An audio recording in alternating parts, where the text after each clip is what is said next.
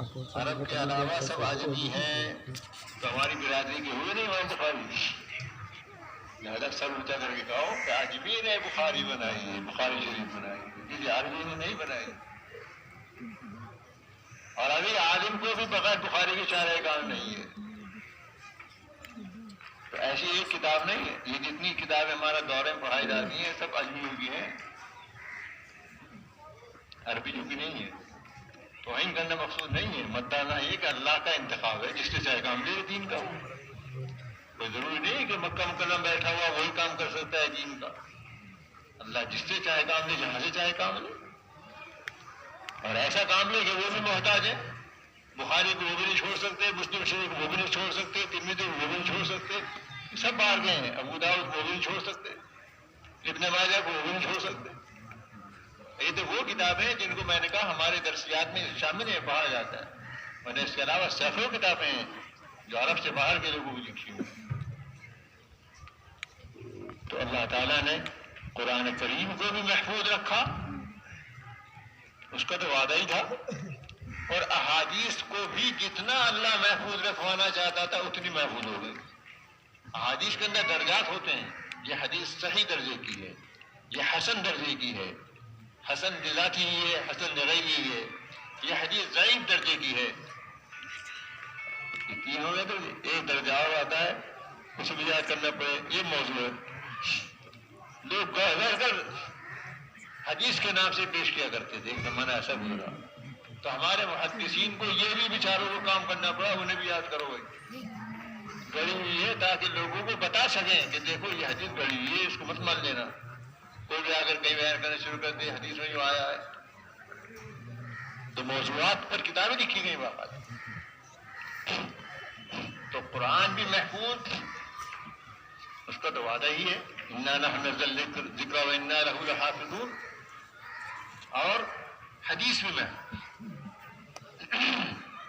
اور صحاح بھی بہت ہیں، حسان بھی بہت ہیں، دونوں قابل عمل ہوتے ہیں۔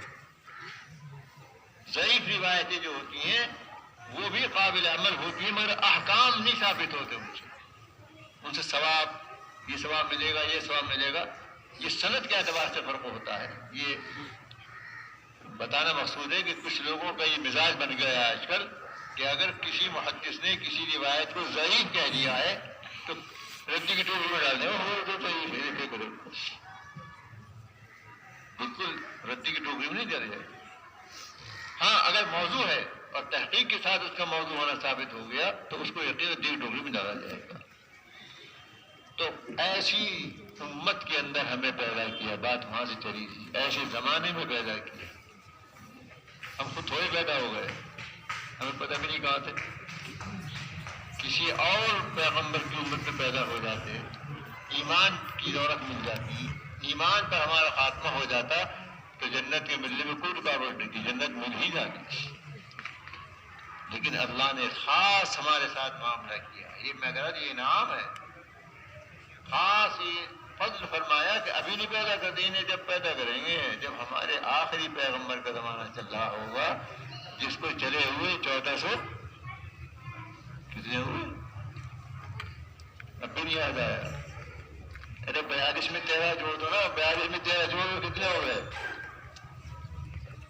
حساب بھی کوئی بول نہیں رہا، چپ کے گئے بھائی 1455 سیدھا سیدھا حساب ہے، 1455 سال ہو گئے ہیں، ہم اب چل رہے ہیں، اور اس زمانے میں ہونے کی وجہ سے ہمیں یہ قرآن کریم ملا ہے، اس زمانے میں ہونے کی وجہ سے یہ حدیث پاک ملی ہے۔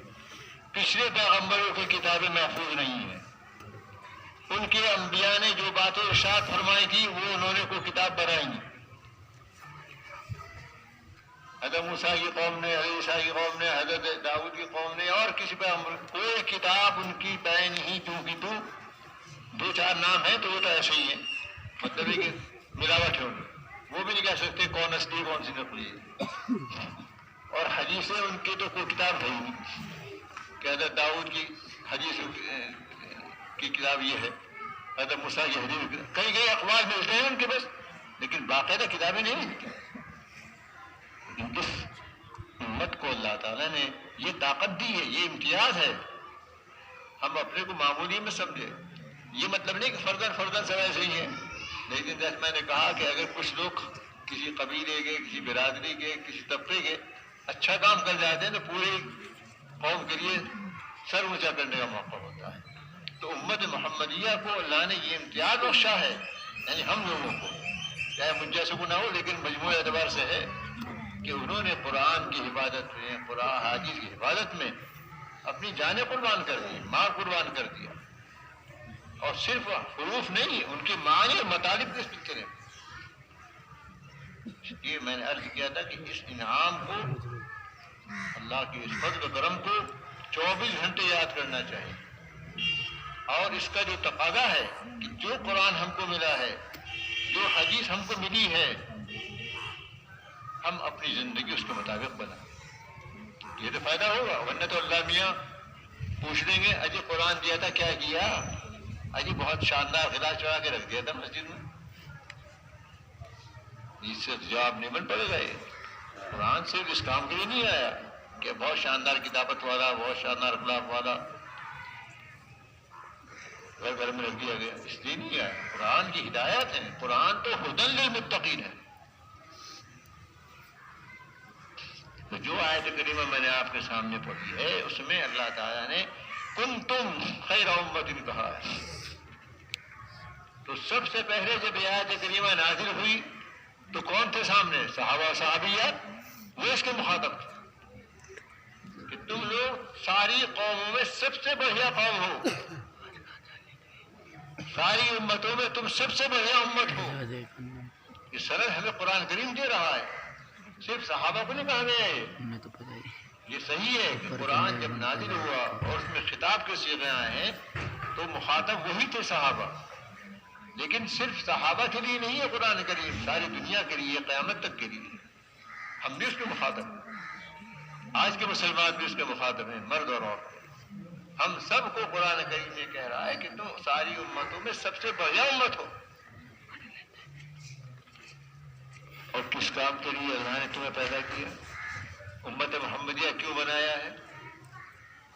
اخرجت للناس، لوگوں کو فائدہ پہنچانے کے لیے تمہیں پیدا کیا گیا ہے.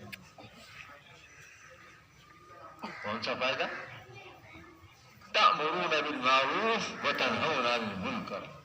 یہ ہے سب سے بڑا فائدہ. تم کو پیدا ہی اس لیے کیا گیا ہے کہ لوگوں کو نفع پہنچے تمہارے ذریعے سے. لوگوں کو نفع کیا ہے؟ کہ دنیا کے نقصان سے بھی بچے ہو، دنیا کی بے عزتی سے بھی بچے اور آخرت کی بے عزتی سے بچے، آخرت کی رسوائی سے بچے. اس کا طریقہ کیا ہوگا؟ کہ تأمرون بالمعروف وتنہون عن المنکر.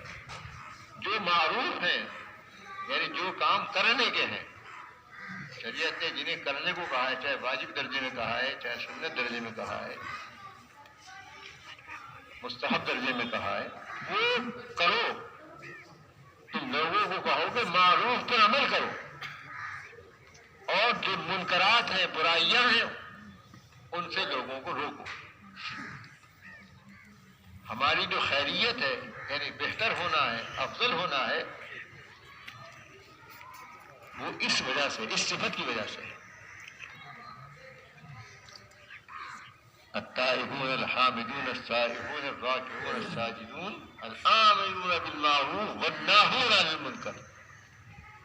یہ جو صفات بیان کی گئی ہیں ان میں ایک صفت یہ بھی آئی ہے کہ لوگوں کو اچھی باتیں بتاتے ہیں اور برائیوں سے روکتے ہیں. برائی سے روکنے کا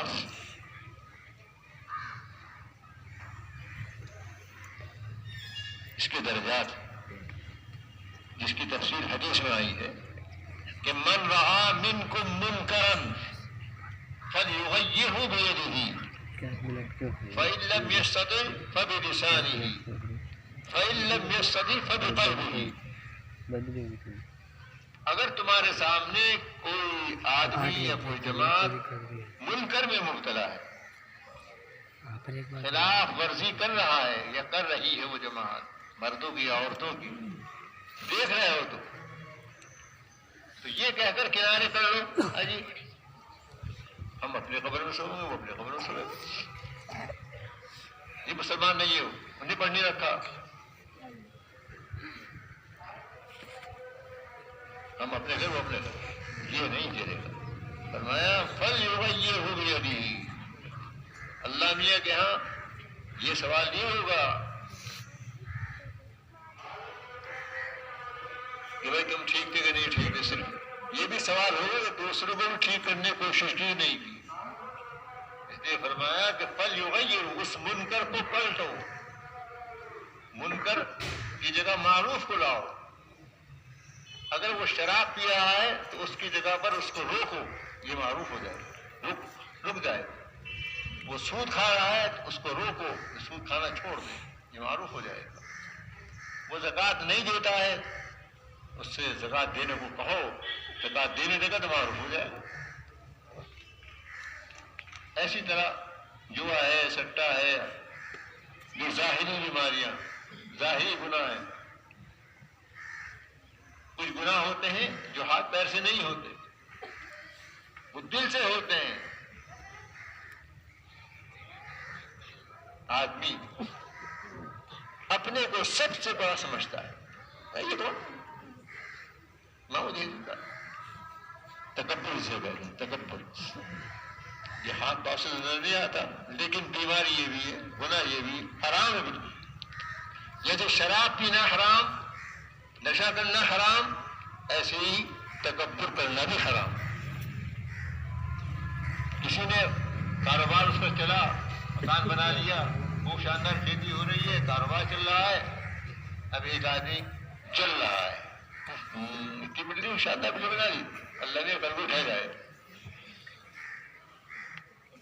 اور دل میں جلن ہو رہی. کسی کو کہتے ہیں جلن، حسد، تمنی و زوال نعمت الغیر. دوسرے کی اچھی حالت کو دیکھ کر یہ تمنا شروع کر دے آدمی کہ یہ نعمت ختم ہو جائے. اس کے لڑکے بڑی لائق ہے، سعادت مند ہے، کہنا مانتے ہیں، کل سے نافرمان ہو جاوے، پھر جاوے اس سے. یہ سوچ رہا بیٹھا، ہاتھ پیر سے کچھ نہیں کر رہا. یہ حسد ہے، حرام ہے.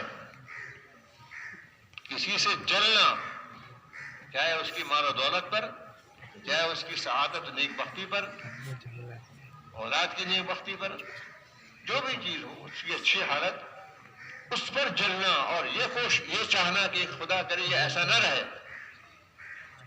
یہ حسد ہے، جلن ہے، حرام ہے، گناہ کبیرہ ہے. ایک طرح سے حسد اللہ دیا پر اعتراض ہے کہ اللہ نے تو نے اس کا اتنا بڑھیا مکان کیوں بنوا دیا، میرا بھائی نہ بنے، اس کا نہیں بننا چاہیے تھا. اسی کو کہتے ہیں حسد. اور اگر یوں کہے اور یہ تمنا کرے، اللہ میاں تیری بڑی قدرت ہے، تو نے اس کا بنوا دیا، میرا بھی بنوا دیا، یہ جائز. یہ حرام نہیں، جائز. مگر دنیاوی امور میں تو صرف جائز ہے، اور اچھے امور میں مستحسن ہو جائے گا.